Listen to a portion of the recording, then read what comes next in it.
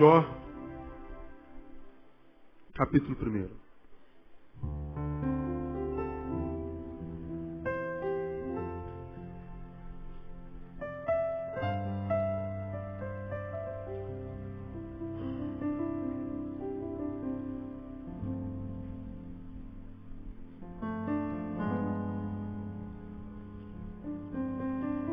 Esse é o momento que a gente abre a palavra de Deus, e Deus fala com aqueles que têm ouvidos, né? Por isso que a Bíblia diz, lá no livro de Apocalipse, quem tem ouvidos, ouça o que o Espírito diz à igreja. O Espírito fala à igreja, e isso está escrito em Apocalipse mais de 20 vezes. Deus vai falar à igreja até o tempo do fim, até no Apocalipse. O que a gente entende com esse versículo é que não só o Espírito falará, mas a ideia também é que, embora ele fale, nem todos ouvirão. A palavra de Deus no tempo do fim não será para todos. A palavra de Deus será para aqueles que não perderam a capacidade de ouvir. Por isso o texto diz repetidas vezes, quem tem ouvidos. Dando a ideia de que muitos no tempo do fim perderão a capacidade de ouvir. Eu acho que isso é uma das marcas tão contundentes dessa geração, que eu acredito piamente que nós estamos no tempo do fim. Nós vivemos o Apocalipse. Um tempo marcado pela morte, pela individualidade, pela apostasia. Um tempo que gera uma qualidade de vida social tão maligna, tão ruim, que muitas vezes, mesmo nós que estamos bem, temos vontade de desistir. Ver o que acontece lá de fora tem o poder de roubar a esperança que ainda nós temos do lado de dentro. E o que a gente vê acontecendo nessa sociedade é exatamente porque a sociedade tem perdido a capacidade de ouvir. Nossos filhos não nos ouvem mais. O marido não ouve mais a esposa não ouve mais o marido, o patrão não ouve o empregado muito menos ouve o patrão. E a gente vai vivendo a nossa individualidade, portanto o nosso egoísmo, e o nosso desejo é sempre de consumir, pensamos só em nós, ninguém ouve mais ninguém, ou seja, não há diálogo, e quando termina o diálogo você já aprendeu que sobra é guerra. A guerra nada mais é do que a comprovação cabal do final do diálogo. Só acontece a guerra porque o diálogo acabou, né?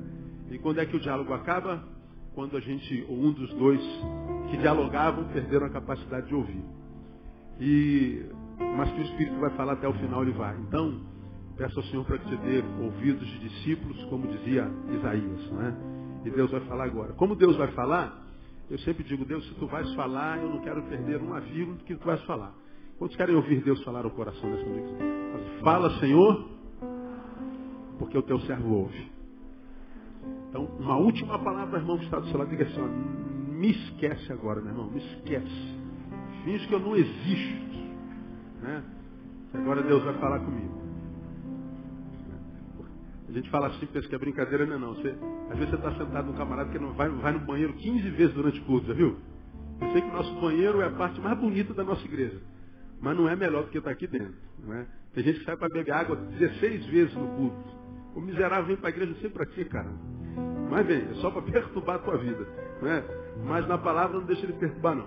Vamos lá, Jó capítulo 1. Você já abriu, amém? Versículo 13.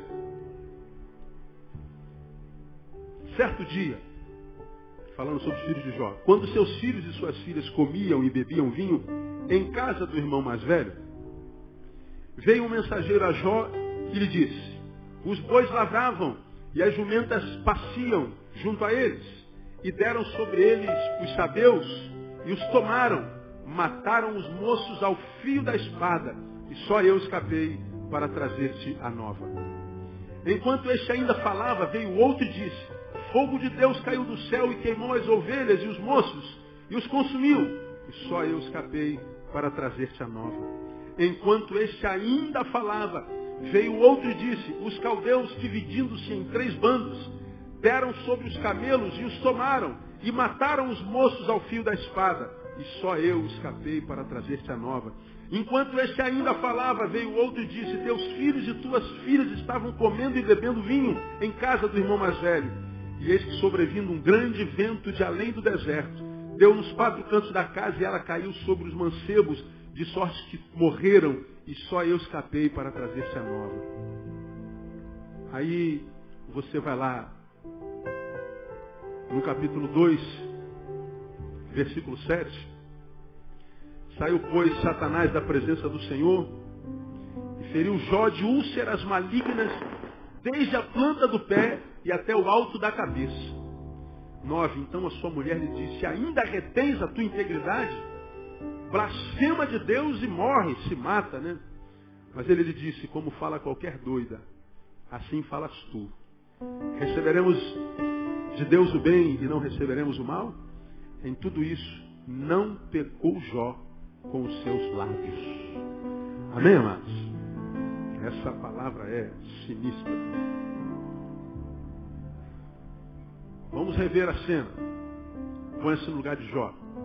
Você está na sua casa, feliz da vida por uma razão simples. Mas não tão simples assim. Você tem 10 filhos. Todos os 10 se dão muito bem. E os 10 estavam reunidos na casa do mais velho, comiam e bebiam. Comunhão, congraçamento. É como eu imagino essa cena. Eu vejo Jó e a mulher dele em casa, tendo sido convidado para estar com os filhos, mas foi plano de Deus que lá eles não estivessem. E eles estavam, quem sabe, sei lá, fazendo não sei o que em casa, dizendo: poxa, amor, como nós somos abençoados por Deus, não é verdade? Como nossos filhos são bênçãos, estão reunidos os 10 lá, comendo, bebendo, celebrando. Como nossos filhos são alegria para a gente, como Deus tem abençoado a nossa casa. Como nós somos coroados de glória e de sucesso, nós temos tantas coisas, mais do que nós precisamos, nós somos abençoados por Deus. Eu imagino a esposa dizendo: não é verdade, né, amor? A gente nem sabe por que Deus nos abençoa tanto.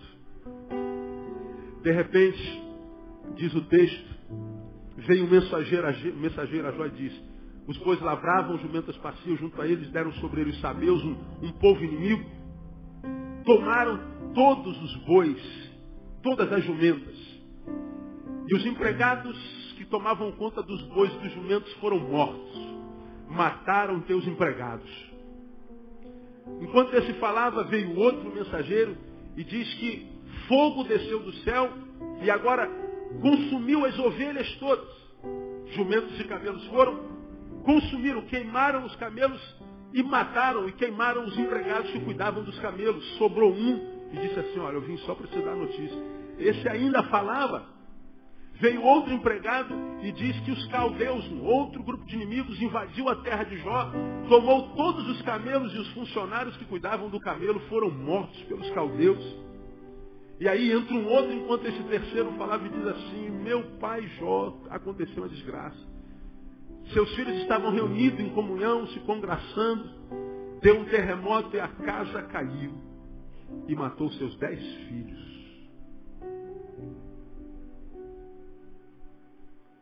Ele perde os empregados, as ovelhas, os camelos e os filhos. Mais adiante a gente lê que vem Satanás e bota úlceras em Jó, feridas do alto da cabeça, a planta do pé.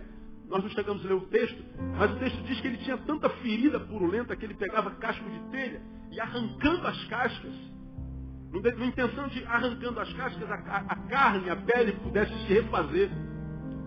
Então ele perdeu empregados, perdeu ovelhas, perdeu camelos, perdeu filhos, perdeu saúde, e a mulher então entra em desespero, e é compreensível. E diz assim: Jó, nós perdemos empregados, ovelhas, camelos, filhos, você saúde, você continua fiel a esse Deus? Que tipo de Deus permite um negócio desse com um servo seu? Amaldiçoa logo esse Deus e se mata. Aí Jó fala assim: mulher, você enlouqueceu, como qualquer doida, fala tu. Receberíamos o bem de Deus e não receberíamos o mal? Eu acredito que Jó, depois disso aqui, talvez, ainda que temporariamente, também tenha perdido a esposa. Pô, você ainda me chama de maluca? Tem como imaginar perdendo 10 filhos, irmã? Não, tem como imaginar perdendo um filho. A gente pode se imaginar morrendo, mas a gente não consegue imaginar um filho nosso morrendo. Consegue? Não dá. Nossa cabeça não atinge esse grau. Você tenta imaginar teu filho morrendo. Não dá. Você não tem coragem disso. Se eu falasse assim, ó, imagina teu filho saindo da igreja, o ônibus passando na frente dele aqui na frente, imagina aí. Ele está amarrado, pastor, o sangue de Jesus tem poder, o sangue de Cristo tem poder, cala a boca desse pastor aí, Senhor. Pois é, a gente não consegue, eu tenho duas, eu sei o que eu estou falando. Filho morrendo não passa pela imaginação de um pai. Jó perdeu 10. Tudo num dia. Ele perde os empregados. Só que empregados aqui, para nossa contextualização, não são aqueles subalternos que nós temos, porque a maioria de nós não tem empregados.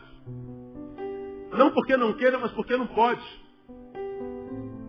E mesmo aqueles que os têm, sabem que eles não são piores do que os seus patrões. Nós somos iguais, o sangue corre na veia é o mesmo.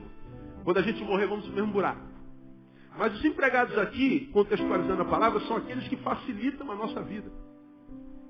São aqueles que estão na nossa vida como um presente de Deus e que nos ajudam nas tarefas, nas adversidades do dia a dia. São aquelas pessoas que entram na nossa história e muitas vezes nós nem convidamos para entrar na nossa história. São aquelas pessoas que atravessam o cruzamento da nossa vida e a gente diz assim, cara, como foi bom ter conhecido você. Como a sua amizade me faz bem. Como você, depois que entrou na minha vida, fez minha vida se tornar uma vida um pouquinho melhor. Você tem alguém assim na sua vida que facilita a sua vida? Porque gente para atrapalhar a nossa vida, a gente sabe que é muito maior, né, meu irmão? Você sabe que gente para jogar a gente para baixo, para dificultar a gente, é muito mais numerosa do que os que facilitam. Mas sempre tem alguém que facilita a nossa vida. Jó perdeu esse tipo de gente. Jó perdeu as ovelhas. Bom, nós não criamos ovelha, não criamos cabrito hoje. Nós não criamos cabras, mas as ovelhas eram aquelas de onde Jó tirava lã, e lã que aquece, conforto. Jó perdeu conforto. Digamos, é o que a gente perde em parte quando perde o emprego. Nossa, eu atendi alguém que perdeu o emprego essa semana. Era um alto funcionário executivo de uma grande empresa multinacional. Foi traído por aquele camarada que ele tirou lá do... Não era office boy, mas trabalhava no escritório. Ele foi honrando. Esse camarada foi posto num lugar de honra. E ele falsificou um documento. Para que esse homem que tirou lá de baixo fosse culpado. E a coisa era muito grave. E aconteceu exatamente o que ele planejou. Esse alto executivo perdeu o emprego, mas ele não foi promovido para o lugar do chefe. Mas mesmo que ele não tenha sido promovido, ele tirou alguém que foi bênção na vida dele, de um lugar onde merecia estar. E essa pessoa que eu atendi essa semana é alguém que tentou suicídio por causa dos milhares de reais em dívida que ele tem hoje, porque perdeu o emprego, justamente perdeu o conforto. E essa história se repete todo dia. Jó perdeu o camelo. Camelos são aqueles que carregam o peso. São aqueles que possibilitam o impossível, o que eu não posso fazer, eles tornam possível. São aqueles que, quando a gente não está suportando mais, está além de nós, vem como uma fortaleza, um guindaste de Deus, segura na nossa mão, diz assim, vamos lá, eu vou te ajudar. São os camelos da nossa vida. São aqueles que nós estamos fracos, não conseguimos nem montar, mas ele tem duas, como é o nome daquilo, hein? Corcova, né? Corcova, isso mesmo? Se não for, você sabe o que eu estou falando, né? 2 caroços nas costas, né? E a gente sobe naquele caroço, a gente se tomba para frente, está apoiado nele, se tomba para trás, está apoiado nele. São amigos que são assim, amigos, pau para toda a obra. Quem tem um amigo assim? Vou te mostrar. Ó, nem todos têm. Mas você sabe o valor de um camelo do nosso lado. Você pode dar glória a Deus pelo camelo que você tem? Como é o nome do seu camelo, hein, irmão?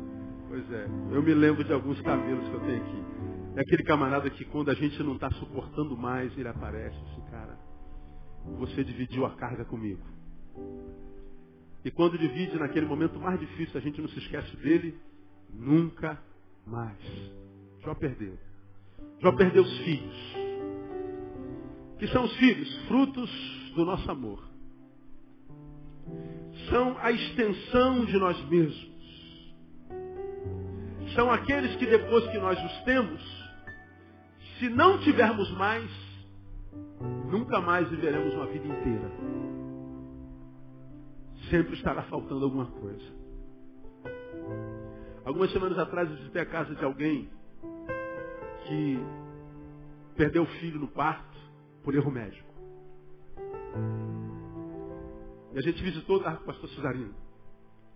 A gente entrou na casinha dela, um apartamento bem simples, muito humilde. Mas o quarto mais bonito era o do bebê. Todo azulzinho, uma coisa linda. E quarto de bebê, mesmo quem não gosta de criança, é uma fofura, não? Fala a verdade. É uma gostosura.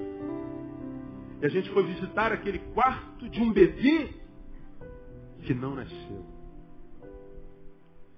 Quarto do qual ele não tomou posse. E vendo a amargura daquela mãe, daquele pai, a gente tem como fazer uma rara imaginação do que é perder os filhos. É aquela sensação de que parte de nós foi arrancada e talvez a melhor parte. É aquela parte de nós que sendo arrancada, nada do que se faça a nós pode locupletar aquele buraco deixado por essa parte de nós que se foi. Você perde um filho, pode ter 30 filhos. Nenhum dos 29 consegue tapar o buraco daquele um que se foi. Filhos são nós somos filhos. Jó perdeu a razão da sua própria vida. Jó perdeu uma parte muito grande do seu próprio ser. Jó perdeu, digamos, a esposa, que é o meu eu outro. Aquilo completa a vida, que me ajuda a vencer a solidão, porque você sabe que o que vence a solidão não é alguém do lado, mas a intimidade que se tem com esse alguém do lado. Se eu tenho alguém do lado, mas não tenho intimidade com esse alguém, eu continuo só. De modo que o oposto da solidão não é companhia, é intimidade. Esse alguém que está do lado é alguém que tem que estar dentro. Se estiver do lado e não estiver dentro, eu continuo só. Se estiver dentro e não estiver do lado, mesmo que eu tenha 1 milhão de gente do lado, eu continuo só. O que mata a solidão é a intimidade. Então veja, Jó perdeu os facilitadores, Jó perdeu o conforto, Jó perdeu aqueles que ajudam a carregar o peso, Jó perdeu os frutos do seu amor, Jó perdeu o que faz a vida valer a pena, a saúde. Jó perdeu a esposa, Jó perdeu tudo. Diante desse quadro, eu perguntaria a você, esse homem, se você se encontrasse com ele na rua e o visse deprimido, você acredita que esse homem tinha razão para estar deprimido? Sim ou não? Me diga uma coisa, se você soubesse que esse homem tentou se matar, você conseguiria entendê-lo? Sim ou não? Sim. Se esse homem, você se encontrasse com ele, e o visse transformado numa rocha, numa pedra, e dissesse assim, não vem falar de Deus não. Não vem com esse papo de que Deus é amor não. Vem com essa história de que Deus existe, porque eu não acredito nessa porcaria não. Você entenderia esse homem, sim ou não? Claro que sim. Porque ele tinha razão para ser o homem mais amargurado. O homem mais revoltado. O homem mais empedernido, mais empedrado, mais amargo. De todos os homens que eu particularmente já tenho ouvido de história. Agora, o impressionante disso aqui é que depois que Jó toma contato dessas más notícias que aconteceram tudo num dia só, dia de más notícia, depois que ele perde tudo que eu acabo de lhes apresentar, o capítulo 1, versículo 20, diz o seguinte, então Jó se levantou, rasgou o seu manto, rapou a sua cabeça, lançando-se em terra, fez o quê? Leia para mim. Adorou. O que Jó fez, irmão? Adorou. Agora diga para mim, essa adoração tem lógica?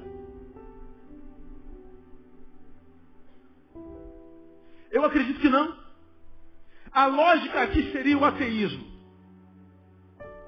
A lógica aqui para mim seria a revolta. Eu não sei se eu suportaria isso. Aliás, eu arrisco dizer que não suportaria. Quando meu pai morreu, eu fiquei bravo com Deus, cara. Quem está aqui comigo há 15 anos sabe disso.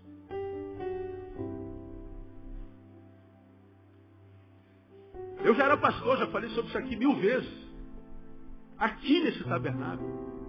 Aqui, ó, na minha frente estava o corpo do meu pai, que morreu jovem, aos 64 anos de idade, com todos os cabelos pretos. Olha os meus, ó. Tudo branco, aos 44. Está aqui minha irmã mais velha. Pergunte a ela se ela já viu meu pai ter gripe. Nunca vi meu pai com gripe. Mas de repente Deus leva meu pai. E por mais que a minha razão saiba que quem morre em Cristo não perde nada, quem perde é quem ficou vivo. Eu não perdi, meu pai não perdeu absolutamente nada, quem perdeu foi eu.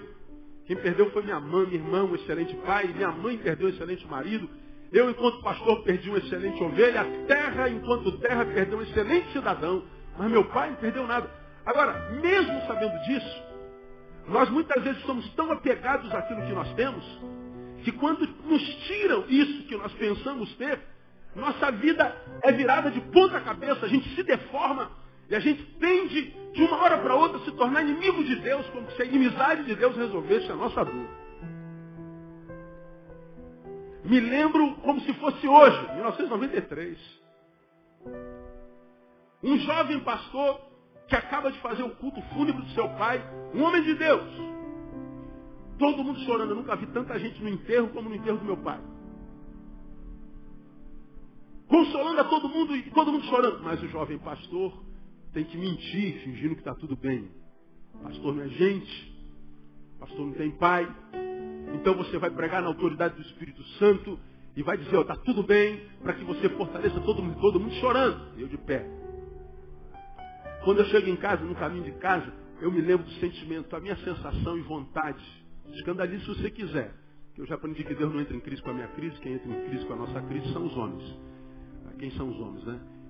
Eu me lembro que eu ia para casa e o meu desejo era ter a possibilidade, o poder de pegar no colarinho de Deus e falar assim, velho, que besteira é essa que o senhor está fazendo? Como é que o senhor pode fazer um negócio desse? Não é estranho falar um negócio desse, Deus? Porque numa hora dessa a gente cria até uma imagem para a gente, mas imagina Deus com um velho de barba branca, sentado no trono com um cajado, como está cansado da vida, né? Fazendo besteira. Porque quando a dor nos alcança, a gente perde parte da razão, e a gente fica pensando, tem gente aí que não vale nada, sangue ruim que só faz mal, maldade, perversidade, o cara não justifica porque nasceu. O miserável vai do 20º andar e sai correndo. O cara ganha 20 tiros e sacode assim, ó, e vai embora. Agora, o teu amado tropeçou na pedra, bateu com a cabeça na quina e morreu. Mas, pô, cara, não é possível, meu. Acontece só comigo isso. A minha vontade era pegar no colarinho de Deus, vai me explicar aqui, coroa. O que você está fazendo? Isso é o quê? A incapacidade de um homem, ainda que pastor, de lidar com a sua diversidade, porque é limitado e não consegue perceber toda a obra da mão de Deus, porque Deus é infinitamente maior do que a sua criação, e na sua incapacidade de lidar com a dor se deforma, e aquele Deus que até então era alguém que eu adorava porque me abençoava além do que eu precisava, agora se torna de um dia para o outro inimigo, porque me tira o que eu mais amava. E eu sei que essa palavra aqui já está tomando o coração de muitos de vocês, que eu já estou vendo um monte de gente chorando aqui, e eu sei que vocês que estão chorando estão se lembrando de uma perda significativa. Agora, seria Deus um ser que tenha se deformado porque tirou de mim o que eu mais amava na vida? Seria Deus mau porque me tirou o pai no momento que eu mais apreciava? Eu lembro que uma vez eu contei o testemunho da morte do meu pai numa igreja na Barra da Tijuca. Você não estava, eu estava sozinho. Aí uma velhinha me chamou no canto: ô meu filho, vem cá, deixa eu falar com você aqui um instantinho. Ô meu filho, nunca mais fala que você quer pegar no colarinho de Deus. Nunca mais fala um negócio desse, isso é uma heresia, isso é uma coisa... Aí eu falei: tá bom, tia, pode deixar, nunca mais me fala isso. Mas ao mesmo tempo eu estou pensando assim: como é que os homens entram em crise com a nossa crise, né? Como é que eu tenho que mentir o que eu estou sentindo o tempo inteiro? Como é que mesmo no contexto cristão a gente não pode falar a verdade? Como é que no contexto cristão falar a verdade, ou seja, nossas fraquezas, faz com que alguns sejam tomados pela tentação de vender uma santidade maior do que a nossa. Estou sentindo dor, compartilho para vocês, aparece sempre o mais santo que diz assim: eu não faria assim como você fez, como quem diz, porque eu sou mais santo que tu. Aí o que acontece? A gente mente nossos sentimentos. Ou a gente omite nossos sentimentos. E a gente, traduzindo essa omissão, essa mentira, na relação com o nosso irmão, a gente traduz isso para Deus e finge que está tudo bem com Deus e não está. E Deus não pode agir numa cultura de mentira, mesmo que essa cultura seja estabelecida dentro da nossa alma e nas nossas emoções. Deixa eu falar uma coisa para você que está aqui sentindo dor, porque se Deus mandou essa palavra, trouxe alguém que está sentindo dor para ouvir. Portanto, se Deus trouxe você para ouvir e liberou essa palavra, Deus ama você. E Ele sabe a dor que você está sentindo. Se você puder me ajudar mais uma vez, diga assim para o irmão que está do seu lado: parabéns, Deus ama você demais. Pode falar para ele porque é profundo.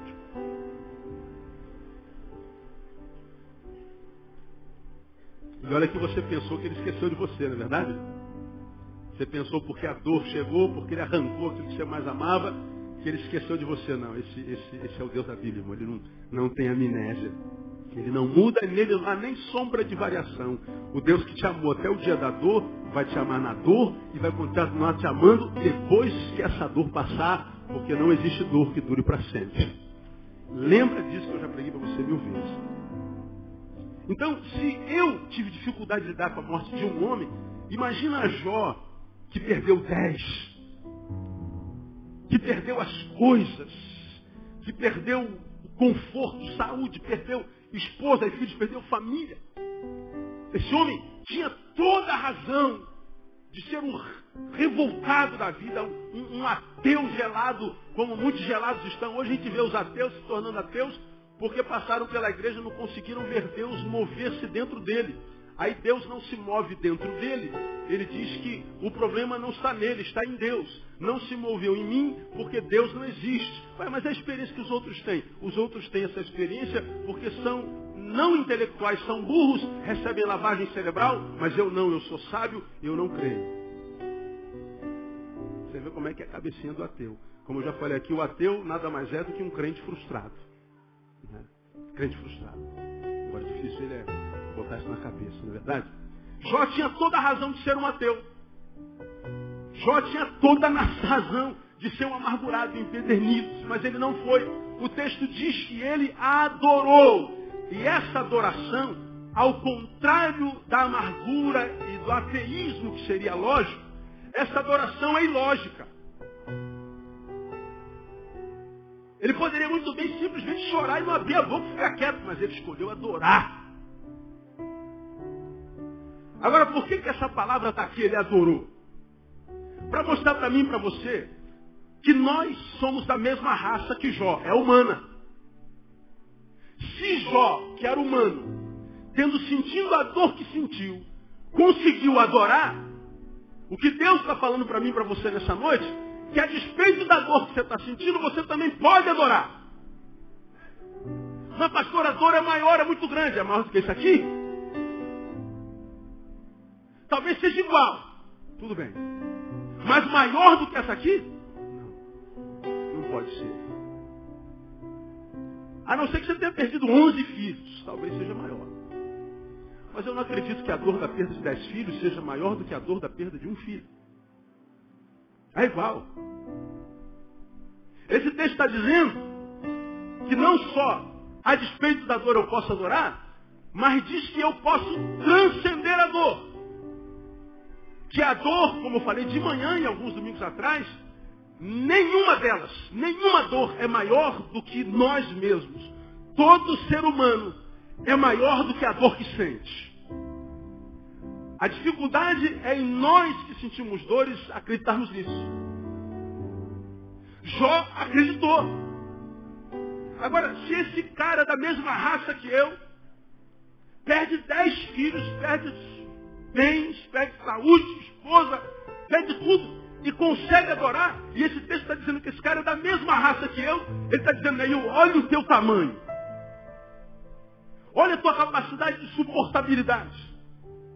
Olha do quanto você é capaz de resistir.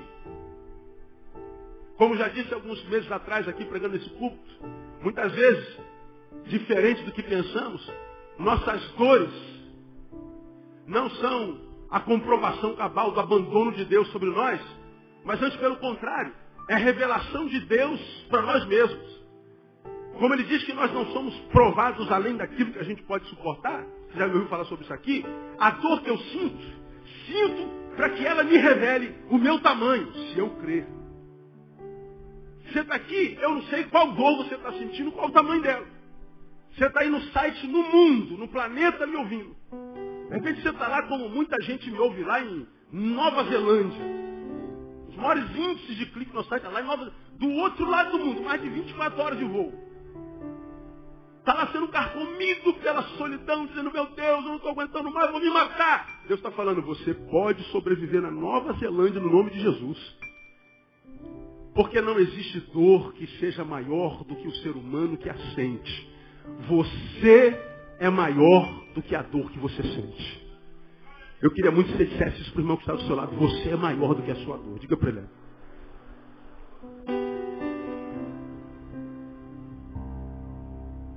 Agora, por que ela nos carcome?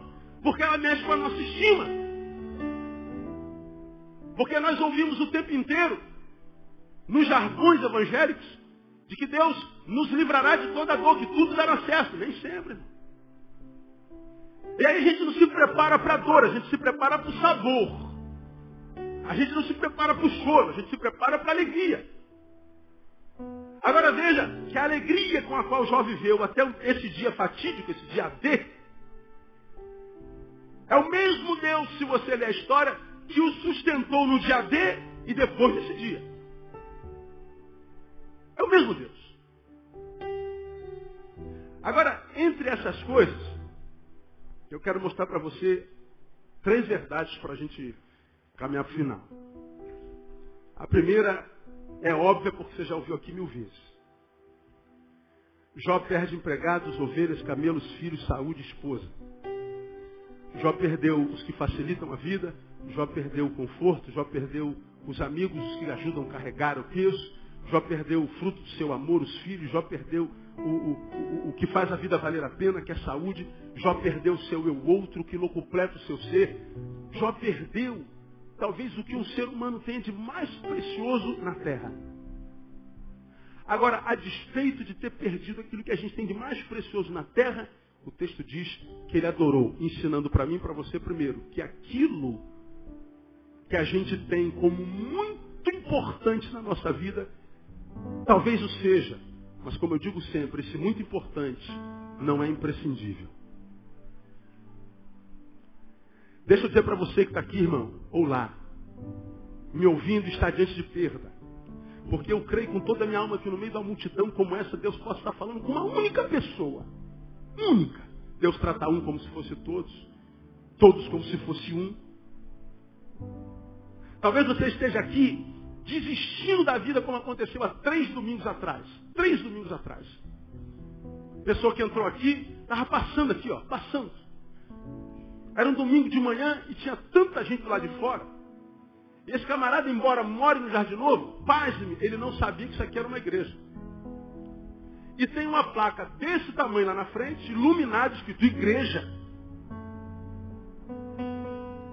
Mas por que, dizia ele? Porque, pastor, toda vez que eu andava de cabeça baixa. Eu andava de cabeça baixa, eu me arrastava. Alguns domingos atrás, 3 ou 4, ele passando de manhã, em casa ele levantou e disse, hoje é o meu último dia. Eu não suporto mais. Ele passa na porta da igreja, os corredores lotados de gente, de cabeça baixa, ele olha a gente no portão. Meu Deus, o que é isso aqui? Curioso. Santo espírito de fofoca que nós temos, foi salvo por ele. Ele entrou na igreja e foi olhando pelo salão. Olhando pelo salão. Conseguiu chegar à janela. O que é que nós estamos pregando de manhã? Há 9 meses. A vida sem perda de tempo. Aí começamos a outra série de sermões, resgatando o tempo perdido.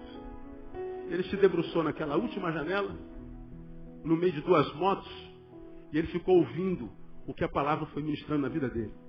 Ele chegou no iniciozinho do sermão, estava abrindo a Bíblia para ler. E aí eu sempre faço aquela recapitulação, que às vezes é chata, mas eu preciso fazer porque todo culto tem sempre alguém que vem pela primeira vez. E eu fiz aquela recapitulação, dizendo como é que a gente joga vida fora, como é que a gente perde vida, como é que a gente desperdiça a vida. E a gente só vai sentir quando chega a meia-idade, a maturidade, porque a maturidade nada mais é do que alguma coisa que em nós nos coloca de frente à realidade. Enquanto a gente é jovem, a gente só quer zoar.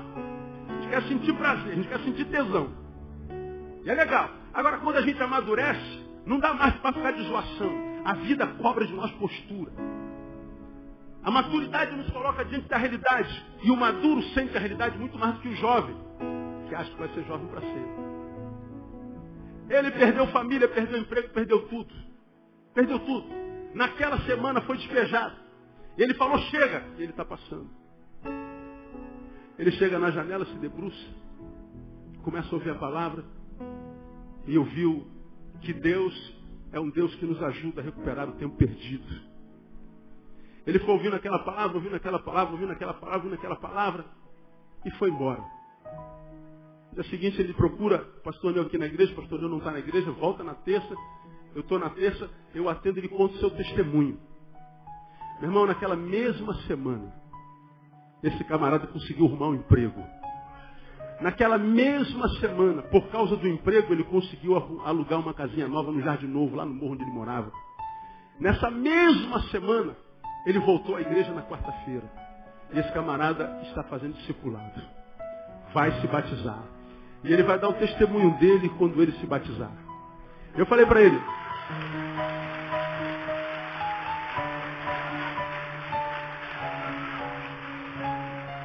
ele, não conte essa história para ninguém por hora. Simplesmente celebre a tua vitória. Porque o pai está dizendo a teu respeito, esse meu filho estava morto e reviveu. Estava perdido e voltou para casa. Você é o filho pródigo. Ele está aqui. Ele está me ouvindo. Ele está sentado do lado de 2 de vocês.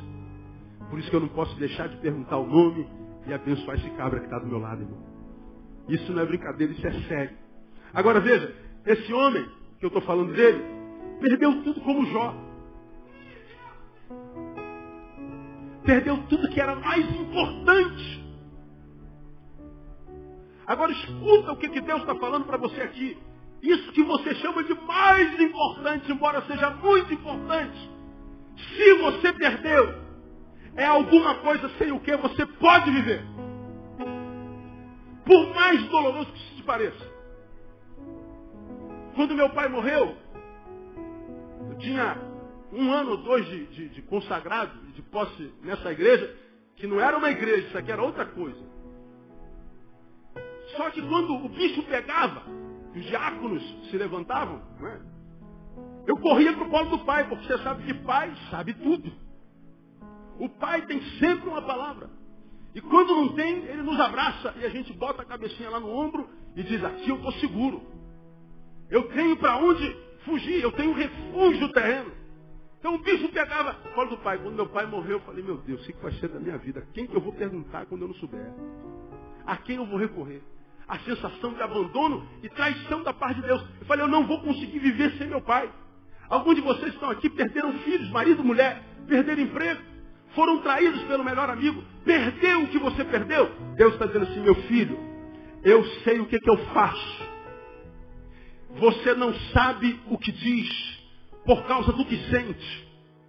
Tendo perdido ou não, eu amo você. E se você não pudesse viver sem isso, eu não teria permitido que você perdesse isso. De modo que se você perdeu, ainda que esteja doendo, saiba, eu vou sustentar você no nome de Jesus. A palavra de Deus para você é o seguinte, irmão, fique em paz. Tudo dará certo no final, você vai entender o nome de Jesus. Me lembro quando eu conto uma história dessa, de uma história de uma garotinha que sentou aos pés da vovó que estava fazendo tricô, crochê.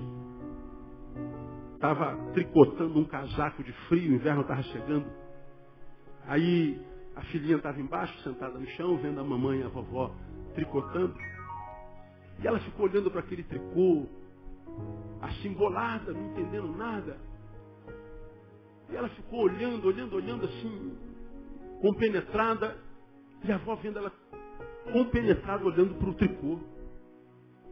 Até que ela abre a boca e diz assim, mas vovó, como é que a senhora perde tanto tempo tricotando, fazendo uma coisa tão feia, cheia de pontas e fios pendurados? Que coisa feia, vovó. A vovó riu com paciência e disse assim, não, filha. É lindo isso aqui. Não, vovó, está cheio de ponta. Não, filha. Sabe por que para você é feio? Porque você está vendo do lado avesso. Você está vendo de baixo para cima.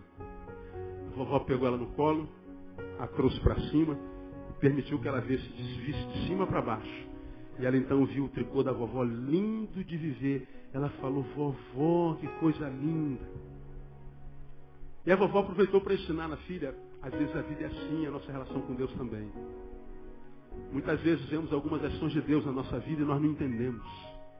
Nós achamos feio, nós achamos desordenado, nós achamos esquisito, nós olhamos e não parece ser fruto de amor. Mas é porque, filha, nós estamos vendo de baixo para cima. Nós estamos vendo do lado errado. Nós estamos vendo do lado do avesso. Mas lembra que toda vez que você estiver vendo alguma ação de Deus que não seja linda, nem bonita, nem perfeita, não é porque não seja linda, nem bonita, nem perfeita, é porque você não tem capacidade de ver do ângulo de Deus. Meu irmão, a tua vida pode estar toda fora do lugar, cheia de pontos, você não está entendendo nada.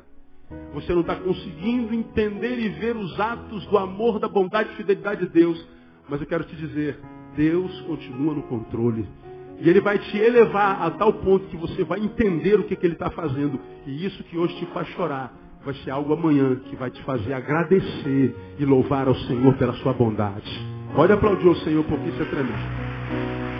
O que te faz chorar, vai te fazer agradecer e adorar o Senhor. Guarda essa palavra. Aquilo que a gente chama de muito importante, talvez seja, mas não seja imprescindível. Porque se fosse, Deus não permitiria que de você se fosse também. Segunda coisa que a gente aprende, caminhando para a terceira e para o final. O imprescindível, de fato, de verdade na nossa vida, é aquilo que se manifesta quando tudo mais se calou ou se omitiu. O que é imprescindível na nossa vida? É aquilo que se manifestou quando tudo mais se calou, se omitiu ou se foi. Bom, Jó perdeu o que tinha de mais importante na vida. O que sobrou? O que sobrou? Foi-se a facilidade, o conforto, o milagre, a extensão de nós, a saúde, até parte de nós foi a esposa, foi a alegria, foi tudo. Mas ainda assim Jó conseguiu adorar. As circunstâncias da vida de Jó não conseguiram roubar de Jó a sua fé. Talvez, ouvindo isso, você entenda um pouquinho melhor o que o autor de Hebreus queria dizer quando disse: sem fé é impossível o quê? Agradar a Deus. Agora diga para si, ou diga para mim, quando uma dor dessa nos alcança, no que essa dor logo mexe? Na nossa fé.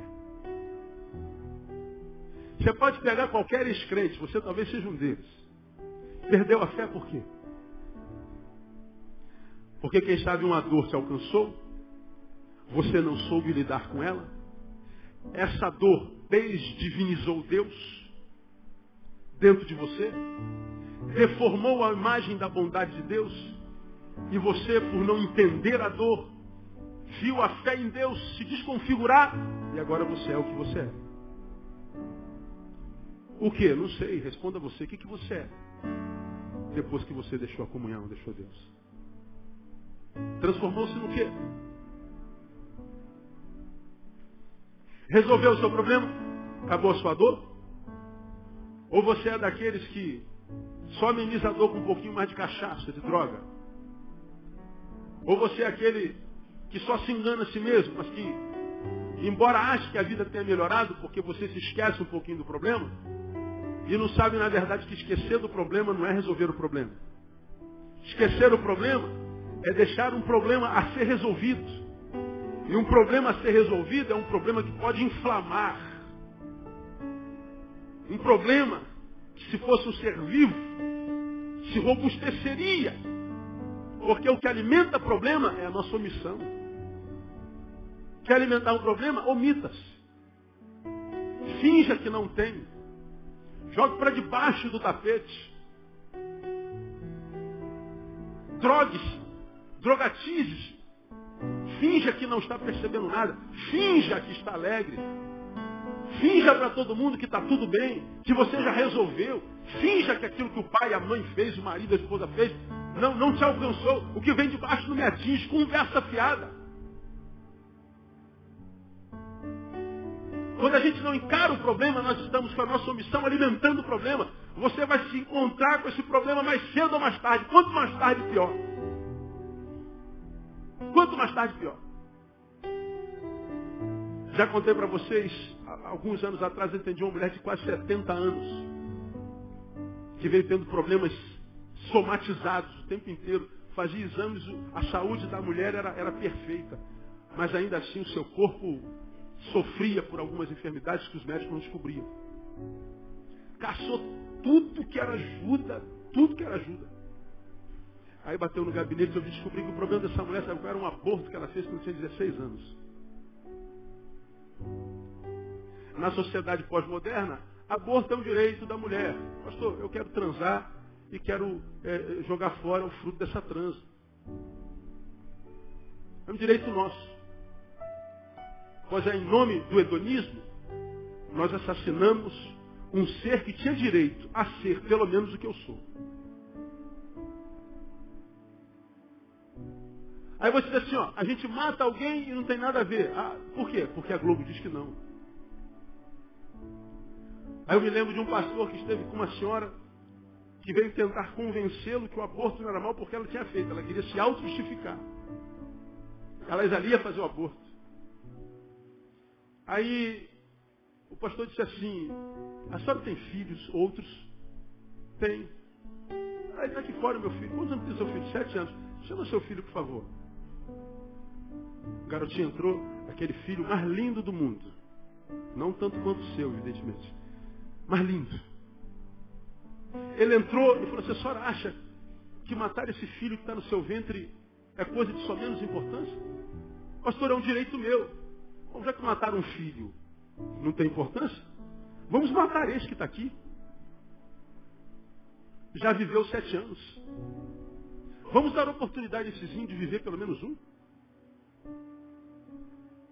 Se matar um filho não quer dizer nada, vamos matar esse. Pelo amor de Deus, não fala besteira, mas pois é. Um filho aqui do meu lado ou um filho aqui dentro é filho. E a gente vai cometendo os nossos disparates, conscientes ou inconscientes, em nome do hedonismo ou não, em nome do egoísmo ou não, e a gente acha que a vida não vai devolver isso para a gente. Sabe o que aconteceu com essa mulher? Todo ano, no dia 15 de março, ela contava, meu filho hoje estaria fazendo 1 ano. Meu filho hoje estaria fazendo 30 anos. Meu filho hoje fazia 40 anos. Meu filho poderia ter me dado netos. Eu poderia estar com bisnetos. 15 de março era o pior dia do calendário dela. Nunca disse isso para ninguém. Quando trabalhou-se perdão, porque não existe pecado que seja maior do que um ser humano, como não há dor que seja maior do que um ser humano, não existe pecado que seja maior do que o amor de Deus. Trabalhamos perdão com aquela mulher nunca mais teve problema. Por que o Senhor conta isso para te mostrar que a vida é verdadeira e diz que tudo que o homem semear, isso também se fará? Lembra do que eu preguei sobre isso aqui? O que a gente joga na vida é bumerangue. E sumiu. A gente vai embora. O que acontece? Puf! O que houve? Só que esse bumerangue da vida, às vezes, nos devolve a 10 anos depois. 20 anos depois. 40, 50 anos depois. 50.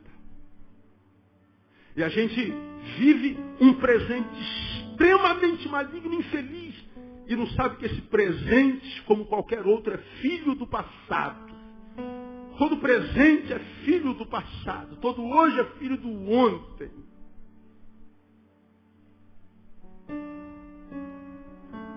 De modo que quando a dor chega, nós não podemos mentir para nós. Precisamos pedir a Deus discernimento para que possamos restaurar o nosso senso de valores, para que nós possamos entender o que é importante e o que é imprescindível. E imprescindível à luz da palavra é aquilo que se manifesta quando tudo mais se calou. Ninguém pode me ajudar, ninguém pode fazer nada. O que alguém poderia fazer por Jó? Nada. Embora tudo que tenha acontecido com Jó tenha acontecido, nada do que aconteceu foi capaz de roubar a sua fé. Para você que está aqui querendo vencer a dor, não pense no lugar do homem que perdeu, botar outro homem, porque não resolve o seu problema. Não pense no lugar do filho que perdeu, ter outro filho, porque o filho que nasce não tapa o buraco do filho que se foi. Não pense ter vivido o fracasso nessa área, tentar um sucesso na outra, vai não completar não. Dores são dores que precisam ser vividas. O que você precisa pedir para Deus fazer na tua vida é o imprescindível, pedi-lo para que você consiga restaurar a fé que você tinha antes dessa dor. Restaurar aquela intimidade que você tinha quando tudo ia bem e dava certo. Porque se a fé retornar, essa é imprescindível. A Bíblia diz, essa é a vitória que vence o mundo, a saber, a vossa fé. De fé restaurada, meu irmão, você está de posse de uma arma que vai te capacitar para viver e vencer qualquer tipo de batalha. Deus vai dar vitória para você pela fé, porque a fé é o imprescindível. Termino. Esse texto me ensina que eu posso viver sem tudo, viver sem tudo, viver sem tudo. Eu só não posso viver sem Deus. Jó volta para sua mulher. Meu marido, você é um trouxa mesmo. Eu quero dizer para você que eu não estou julgando a mulher de Jó, eu a entendo. Eu não sei se eu faria diferente dela, eu não sei qual seria a reação se eu perdesse Thaís e Tamara. Deus me livre e guarde. Eu consigo me ver morrendo, André consegue se ver morrendo, a gente morre junto, mas a gente não consegue imaginar a Thaís e Tamara morrendo. Eu não sei o que seria da gente, não sei o que seria de vocês, né? Eu não sei como é que seria a minha reação. Portanto, eu entendo a reação da mulher de Jó. Pô, cara, Deus nos tirou tudo que a gente tinha de mais importante. Vale a pena servir a Deus sem receber nada dele? Na cabeça da mulher de Jó, não. Só vale a pena servir a Deus se a gente receber alguma coisa dele. É a teologia da mulher de Jó, você já me viu pregando sobre isso aqui. Mas a teologia de Jó é diferente. Ele volta-se para a mulher, sendo pai dos filhos dela, portanto sentindo a mesma dor que ela, mas a postura dele é diferente dela. Diz, meu amor, me parece que a dor que a gente está sentindo foi maior do que aquela que você podia suportar e você enlouqueceu. Por que nós receberíamos o bem de Deus e não o mal? Que tipo de fé é a nossa? Que retira de Deus o direito de ser Deus. Ou seja, de fazer o que quiser. Que tipo de fé é a nossa? Que finge que adora a Deus, mas lhe sonega esse direito. Qual? De dizer não para nós. Que tipo de fé é essa nossa? Que diz que ama a Deus e é grato, mas ao mesmo tempo lhe diz, nunca me diga não. Não me permita sentir dor, que eu te abandono. Que tipo de fé é essa nossa? É o que Jó estava dizendo para sua mulher. E o texto diz, e Jó não pecou com a sua boca.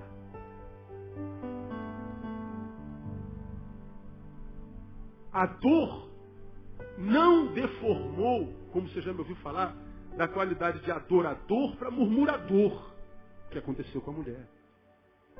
Ele era adorador e continuou adorador. Ele continuou celebrando a vida, porque embora tudo que ele tinha morrido, mas ele estava vivo enquanto a vida é a esperança.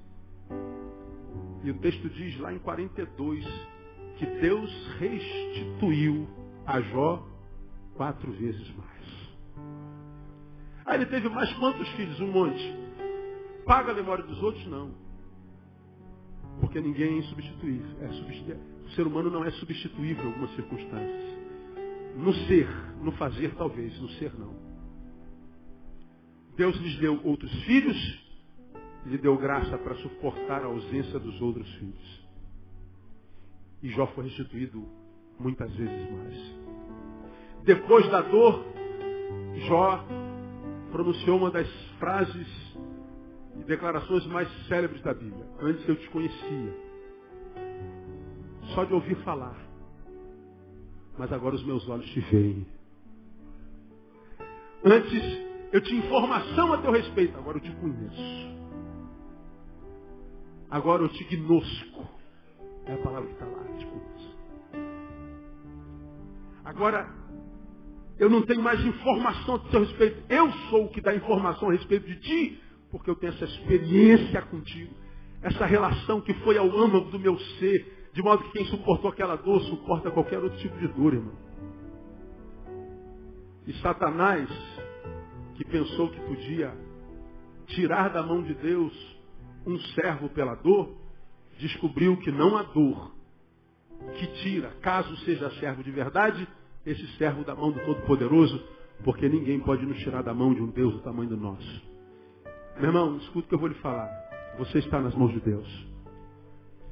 Para sair dessas mãos só pulando dela. Porque se você com dor e tudo permanecer nessas mãos, Satanás vai tentar te tirar de lá. Mas Satanás só vai se levantar para cair, porque a mão de Deus é poderosa para sustentar você nos momentos mais adversos e doloridos da tua história. Eu termino te dizendo, posso viver sem tudo, menos sem Deus. Pois a prosperidade pode ser fruto do seu amor. É verdade, mas a força em meio à adversidade é a certeza da sua presença. De modo que Deus não se manifesta só me livrando da dor. A sua presença se manifesta me tornando capaz de suportar a dor. Então Deus, com dor ou sem dor, ama você. E se você acreditar nisso, você vai ver que essa dor passa. Não há dor que dure para sempre. Deus vai transformar isso que você pensa ser cativeiro no teu jardim. E isso que te faz chorar vai ser amanhã o que te vai fazer dar vivas de júbilo. No lugar da tua vergonha, Deus vai te dar dupla honra, porque Ele é fiel. Quem recebe essa palavra aí, pode aplaudir bem forte, porque Ele é digno.